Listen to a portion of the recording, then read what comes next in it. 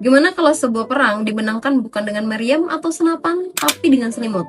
Yap, ini bukan dongeng, ini kisah nyata. Bayangkan ini tahun 1763, dan peta Amerika Utara diubah untuk selamanya. Inggris menang telak atas Prancis dalam perang 7 tahun, dan setelah itu mereka mengklaim hampir semua benua di timur Mississippi. Tapi di balik kemenangan gemilang itu tersembunyi hal yang fatal dan hampir menghancurkan mereka. Hanya dalam hitungan minggu, 8 dari 12 benteng pertahanan Inggris hancur. Ribuan pemukim tewas dan garis depan peradaban Inggris di Amerika nyaris tersapu bersih. Ini adalah Perang Pontiac, konflik paling brutal yang menentukan nasib Amerika. Sekaligus kisah tentang perlawanan, persatuan, dan ironis sejarah yang paling pahit dan sering terlupakan. Dan di video kali ini, aku akan mengupas fakta-fakta yang seringkali dilupakan itu. Jadi silakan cari posisi yang nyaman dan tonton sampai habis. Sebelum kita lanjut lebih jauh, untuk memahami mengapa semua ini terjadi, kita perlu melihat kebijakan baru dari Jenderal Inggris, Jeffrey Amherst. Bagi suku-suku seperti Ottawa, Huron, dan Shawnee, hubungan dengan Eropa selama ini adalah hubungan timbal balik. Prancis meskipun adalah penjajah, tapi juga mitra dagang. Mereka datang dengan memberi hadiah, menghormati upacara adat, dan yang terpenting adalah Prancis tidak datang dengan jumlah pasukan besar untuk merebut tanah. Tapi kebijakan baru Amherst mengubah segalanya. Ia melihat praktik pemberian hadiah seperti senjata, amunisi, barang logam merupakan cara suap yang lemah. Dan dengan angkuh ia menghentikan praktik itu. Namun yang lebih parah lagi adalah dia tidak cuma menghentikan praktik pemberian hadiah, tapi juga membatasi penjualan amunisi secara ketat. Bagi kita, mungkin ini hanyalah bentuk kebijakan ekonomi. Tapi bagi suku-suku pedalaman, ini merupakan sebuah ancaman dan deklarasi perang. Amunisi tidak hanya digunakan untuk perang, tapi juga senjata untuk berburu sebagai sumber makanan serta pakaian. Dengan membatasi suplai amunisi, Amherst secara efektif melumpuhkan ekonomi serta kelangsungan hidup mereka. Ini adalah penghinaan besar dan api pemberontakan mulai menyala. Namun, pemberontakan ini tidak akan terjadi tanpa dua kekuatan pendorong, yaitu yang spiritual dan yang militer. Kekalahan Prancis terhadap Inggris dan kebijakan baru Amherst membuat situasi tidak stabil. Bagi suku-suku Indian, ini bukan sekedar pergantian penguasa. Ini terasa seperti perjanjian lama dilanggar, tanah kami akan diambil, dan roh leluhur kami dihina. Hal ini memicu krisis eksistensial. Lalu di tengah-tengah suku Delaware muncul Nabi Neolin. Ia menyebarkan visi suci bahwa bangsa pribumi telah tersesat dengan menerima barang dan cara hidup kulit putih. Untuk menyelamatkan tanah leluhur dan mendapatkan kembali berkat rohani, mereka harus menolak semua pengaruh Eropa dan mengusir Inggris. Pesan ini kemudian menjadi virus ideologi dan menyebar dengan cepat. Visi spiritual Neolin menemukan jenderal yang sempurna, yaitu Pontiac, pemimpin Ottawa yang karismatik. Pontiac bukanlah raja dengan pasukan tetap. Dia adalah seorang networker dan koordinator yang jenius. Dia memanfaatkan jaringan kekerabatan dan persatuan antar suku untuk melakukan sesuatu hal yang sebelumnya belum pernah terjadi. Mengkoordinasi gerakan serentak terhadap lebih dari 10 benteng Inggris yang terpisah ratusan kilometer. Bayangkan tingkat diplomasi dan perencanaan yang dibutuhkan untuk menyatukan suku-suku yang seringkali bersaing. Inilah hal yang seringkali dilupakan. Perang Pontiac bukanlah kerusuhan spontan, tapi kampanye militer terencana pertama yang dipimpin pribumi untuk melawan kekuatan Eropa.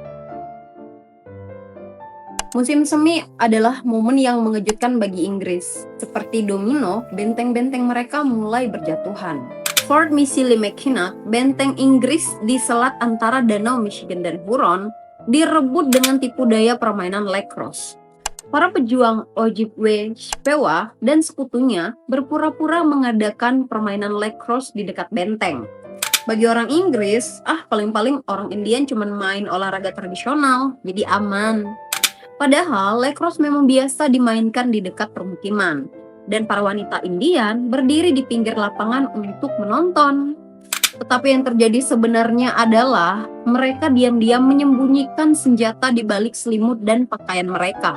Eksekusinya, saat pertandingan berlangsung, bola lacrosse sengaja dilempar melewati gerbang benteng. Para pemain berlari mengejar bola dan masuk ke dalam benteng. Begitu sudah di dalam, para wanita langsung menyerahkan tomahawk dan pisau. Para pejuang langsung menyerang tentara Inggris yang lengah, dan mereka tidak sempat mengambil senjata yang lengkap. Benteng pun jatuh dalam hitungan menit. Begitupun dengan Fort Sandusky, Fort Saint Joseph, dan Fort Miami, semuanya dihancurkan. Pengepungan langsung Fort Detroit yang dipimpin oleh Pontiac berlangsung selama 5 bulan yang melelahkan. Benteng Inggris yang paling kuat di kawasan dan pusat logistik mereka. Serangan awal gagal. Pontiac awalnya mau merebut Detroit dengan tipu daya mirip di Michilimackinac. Tapi rencananya bocor.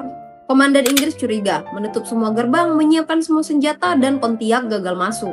Karena gagal, serangan kilat ia ganti dengan strategi pengepungan total. Lalu, kenapa bisa berlangsung selama 5 bulan?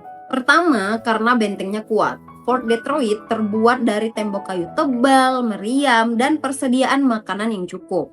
Selain itu, benteng itu terletak di dekat sungai, sehingga memungkinkan untuk selalu mendapatkan suplai dari perahu.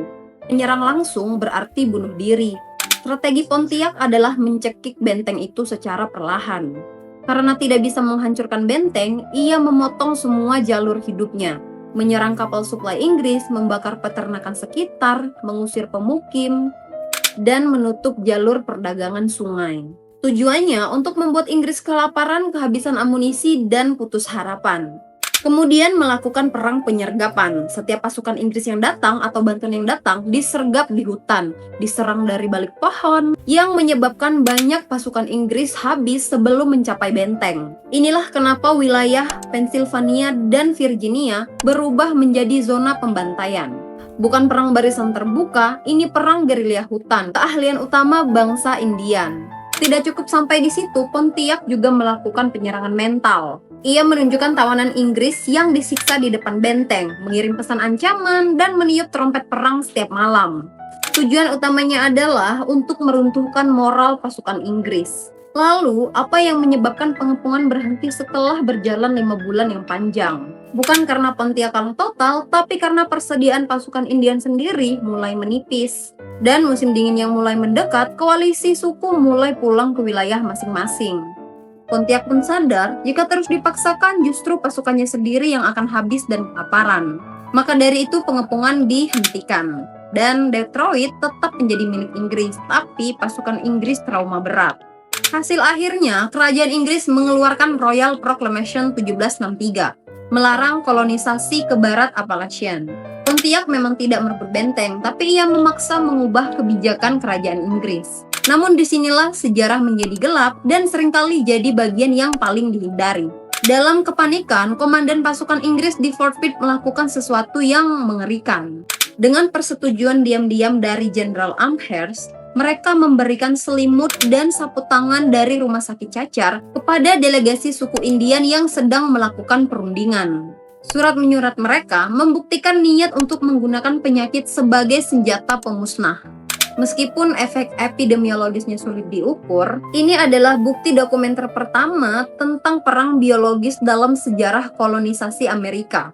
Ini bukan perang hormat antar kesatria, tapi perang eksistensial yang melampaui batas moral. Dalam jurnal Trend tercatat jelas, kami memberikan mereka 2 selimut dan sapu tangan dari rumah sakit cacar. Semoga membawa efek yang diinginkan. Lalu, apa dampaknya bagi suku-suku Indian? Dalam bulan-bulan berikutnya, wabah cacar meledak di suku-suku Delaware, Shawnee, dan suku Ohio Valley. Banyak desa yang lumpuh total dan tingkat kematian mencapai 30-50% dalam populasi. Anak-anak dan orang tua yang paling banyak tewas. Lalu struktur sosial runtuh, pemburu, prajurit, dan pemimpin mati bersamaan. Dan sebagai akibatnya, kekuatan koalisi Pontiac melemah drastis. Banyak kelompok yang terpaksa meninggalkan perang dan pulang untuk merawat desa mereka. Apakah semua itu pasti akibat dari selimut Fort Pitt? Sebenarnya, cacar sudah ada di wilayah itu sejak 1750-an, dibawa oleh pedagang Eropa dan tentara. Jadi, kemungkinan besar wabah akan tetap terjadi. Namun, memberi selimut cacar kepada delegasi jelas merupakan sumber infeksi baru. Jadi, ini bukan 100% perkara apakah wabah itu berasal dari selimut, tapi jelas bahwa ada niat untuk memusnahkan musuh lewat penyakit. Dan dalam 1-2 tahun, banyak desa kosong, pemimpin mati, koalisi runtuh, dan Inggris kembali menguasai wilayah. Hasilnya, bangsa Indian bukan hanya kalah perang, tapi juga kehilangan generasi. Kemudian pada 1766, perang besar berakhir, dan Pontiac menandatangani perdamaian. Secara militer tidak ada kemenangan mutlak, tapi secara politik terjadi perubahan seismik. Inggris yang gemetar oleh kekerasan dan biaya perang secara radikal mengubah kebijakan mereka. Mereka mengeluarkan proklamasi kerajaan 1763, dokumen yang melarang pemukim kolonis Inggris di barat pegunungan Appalachia, menciptakan cagar Indian yang dilindungi mahkota.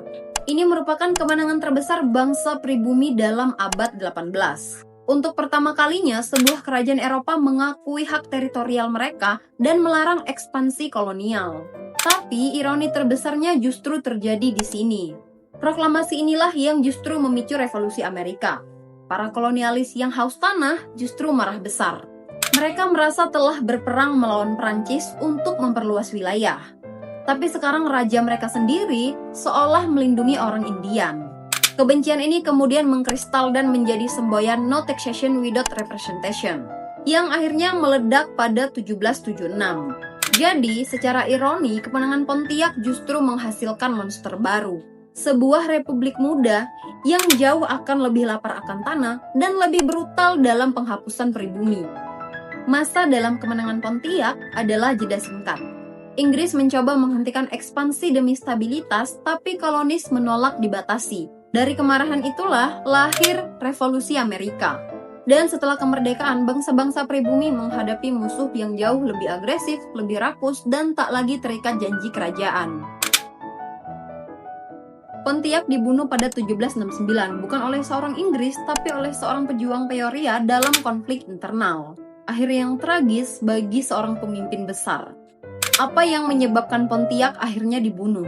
Setelah perang berakhir, koalisi mulai retak. Pontiac berhasil menyatukan banyak koalisi untuk perang pada 1763. Namun, persatuan itu tidaklah permanen. Setelah perang mereda, tiap suku kembali ke kepentingannya sendiri-sendiri. Perebutan pengaruh antar pemimpin muncul lagi. Pontiac tidak lagi punya musuh bersama untuk menyatukan semua suku. Dan Pontiac dianggap terlalu dominan di wilayah Great Lakes. Ada banyak kepala perang dan kepala suku, jadi tidak ada raja tunggal yang lebih dominan. Pontiac terlalu terkenal, terlalu karismatik, dan terlalu sering berbicara atas nama banyak suku. Dalam banyak kelompok, ia mulai dianggap sebagai ancaman dalam keseimbangan kekuasaan tradisional. Konflik dimulai ketika Pontiac datang ke wilayah Illinois untuk meminta dukungan baru dan membangun koalisi lanjutan. Namun, hubungan Ottawa dan Peoria tidaklah harmonis. Ada sengketa lama soal wilayah dan perdagangan. Di desa Peoria, Pontiac dibunuh oleh seorang pejuang muda secara mendadak, tanpa duel maut, tanpa eksekusi resmi. Pembunuhan mendadak dalam suasana permusuhan internal. Dalam catatan Inggris menunjukkan bahwa Inggris bukanlah pelaku langsung, tapi juga ikut menikmati hasilnya. Inggris senang mendengar kematian Pontiac, dan beberapa pedagang Inggris memberikan hadiah kepada pembunuhnya. Pontiac mengajarkan kita bahwa sejarah tidaklah linier, dan kemenangan bisa saja berubah menjadi kutukan. Sebuah kebijakan yang arogan bisa membangkitkan perlawanan yang tak terduga.